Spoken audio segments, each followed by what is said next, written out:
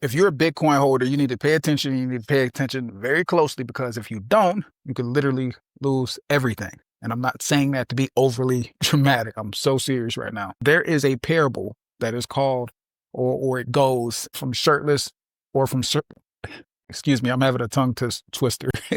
It goes from shirt sleeves to shirt sleeves.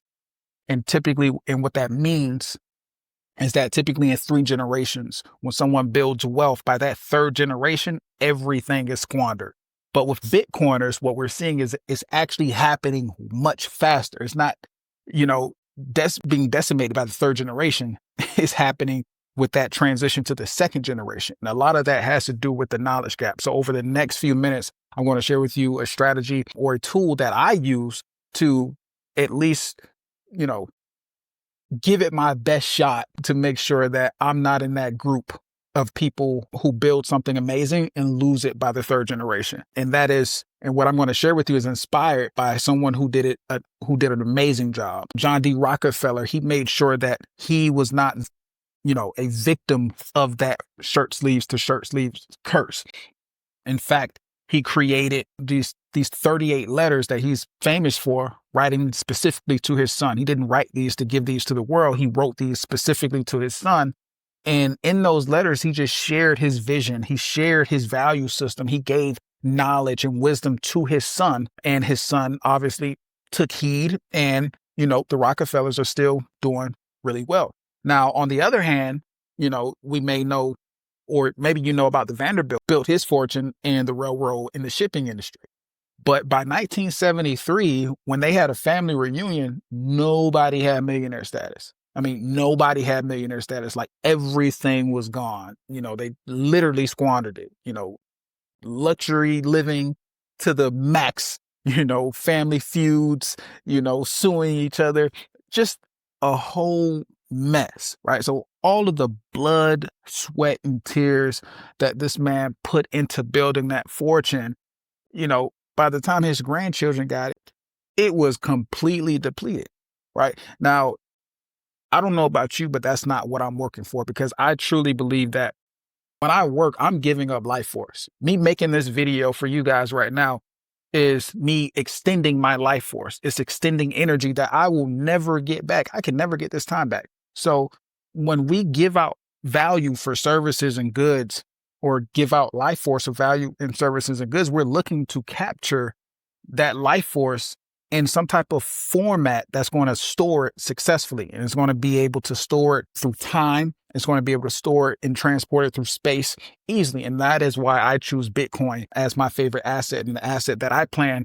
to have in my family for the next several hundred years, if possible. Right? Just like the Rockefellers and the Rothschilds and all these other different people who actually did it right. I don't want to be like the Vanderbilt, who lost everything in 3 generations. That's crazy. And what we're seeing within the Bitcoin space is, like I said, it's happening next generation because of the lack of knowledge transfer, right? So many different technologies and so many different changes are happening, and the estate planners and the accountants and the tax advisors, they don't know anything about it. Half of them, or over half of them, aren't even on the boat. So they can't really, advise too well on it. So what's happening is people are inheriting Bitcoin and they're simply selling it. So all that hodling that you did, or that a lot of people did and passed it on, they sold it.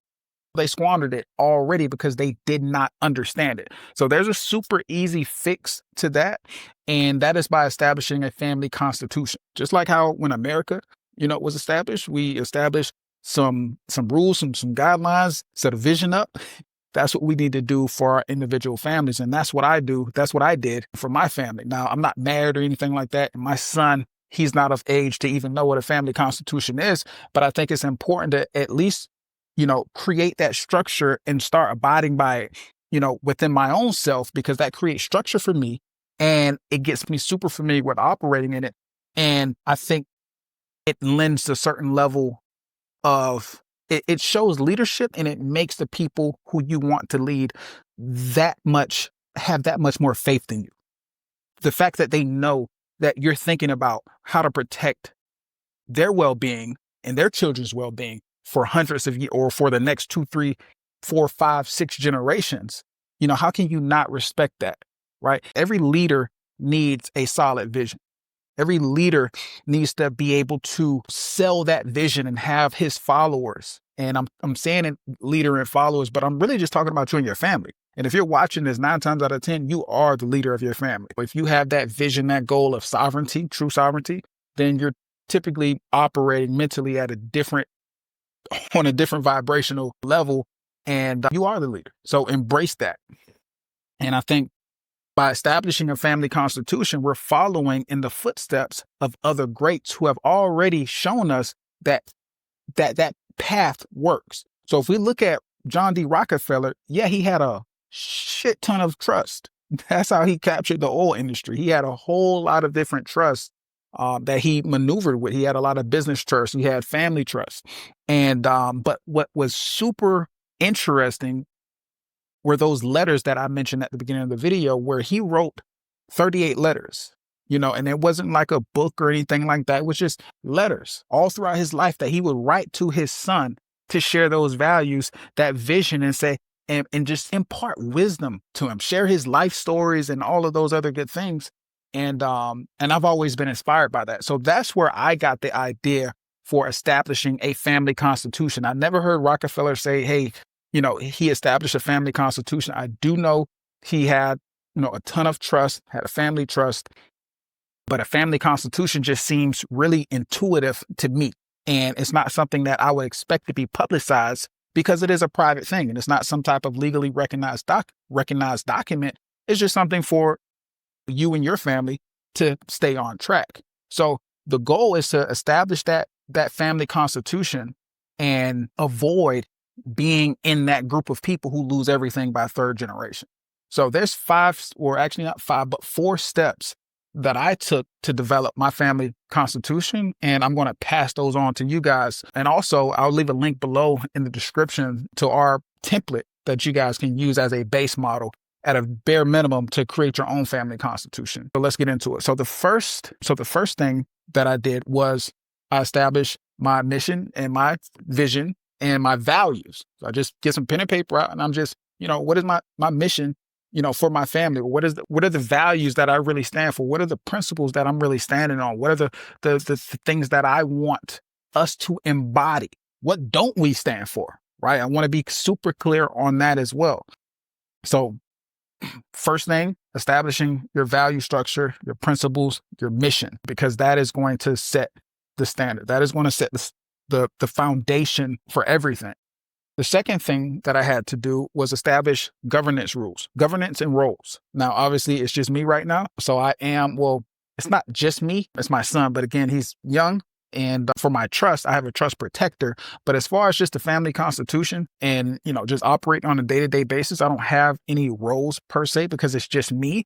But I have mapped it out as far as what I'm responsible for. I am responsible for the security. I am responsible for making the investment decisions. I am responsible when my son does get of age, talking to him about certain decisions that I'm making to get him familiar with what's going on. So that's the governance rules. So if you do have a larger family, obviously you want to have roles for you and maybe your spouse and maybe your different children or whatnot. And I think it's important to give them roles so that they understand the importance of what is being built. Give them ownership of it so that they can take care of it and they pass that down to their children as well. And that is how we avoid being in that group of people who lose everything by the third generation. Now, the third thing that we want to do is establish an inheritance plan. So what happens when the leader of the family is no longer here? Who steps into that role? Are those assets split up? Do you have those assets in a trust? What happens? Who is now the head honcho in charge? What happens to those assets? How are you making sure that those assets don't get taxed out the wazoo?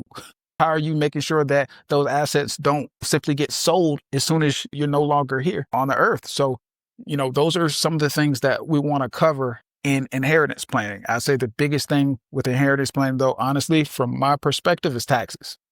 Is the taxes are crazy. If you can avoid those taxes, do so by just go ahead and plan for that now. It's super easy to avoid those taxes, but you don't want to get caught with those estate taxes. You don't want to do that. And the fourth thing, once you've done the inheritance planning, is obviously you document everything. You list out all of your different articles, the different, rules and parameters. Like in my constitution, we have that we can borrow from our Bitcoin holdings. We have who's in control of the wallet, who makes certain decisions, and very explicitly that we don't sell Bitcoin at all. We can only borrow against Bitcoin. Our family does not sell Bitcoin. I'm setting that precedent now. I've already made those mistakes. I have probably over $1 million in Bitcoin that I just can't access, don't have access to it anymore. So we will not be making any more of those mistakes. So once you have all of that in a nice form document, the next part, everybody just has to commit to it. So the best way to commit to it is we go get a nice little needle. Everybody pricks themselves on the thumb and we sign it in blood. I'm just joking. No, but seriously, we do have to sign it. And it's important that you sign it because, again, it is something to be taken very seriously. And there's something psychological about signing something with your own pen and handwriting. It's a commitment. You're much more likely to maintain that commitment if you physically signed and agreed to it. And that's the type of commitment that we need in order to make sure that what we're working for today lasts not only for today while we're here, but, far, far into the future when we're gone, because if that's not what we're doing it for, then what are we doing it for? Because even if you're playing the game, I want to play the game and get so far ahead that my children never have to go back to where I came from. Where I came from isn't that great of a place. I'm from Savannah, Georgia, and I grew up in Yamacraw. You guys go Google that. Yamacraw Village, Savannah, Georgia. A lot of people don't make it out of there. So I don't ever want anybody in my family to have to go through that. So I work really hard to make sure I understand taxes, and which is why I got into tax advisor after I got hit with a $500,000 tax bill. Didn't get into it immediately after that, but that was one of the driving factors that said, hey, I need to learn taxes, because I can't do that again. I can't have my son and future children growing up in an environment where they don't even understand what assets are. They don't understand what wealth is. That conversation was never had in my house. So the buck stops here. And I imagine a lot of you guys probably come from a similar situation and you're like, hey, the buck stops here. This is it. I am that chain link in my lineage that is going to, strengthen the entire chain. And from this point forward, my name is going to hold weight. We are going to be untethered. We aren't removing ourselves from the system at all, but we are not dependent on the system. I grew up on food stamps and in projects and government cheese and things like that. And that's not for us. That don't even feel natural to me. And I know it's not going to feel natural to my children, and I don't want my grandchildren to do that either. So please take heed to this. You don't want to go from shirtless to shirtless or from shirt sleeve to shirt sleeve in 3 generations, whatever the parable is, especially if you can avoid it. So create that family constitution, share this video with somebody who also is a Bitcoin holder, someone who like, love, and trust who can benefit from this. And I'll see you on the next video.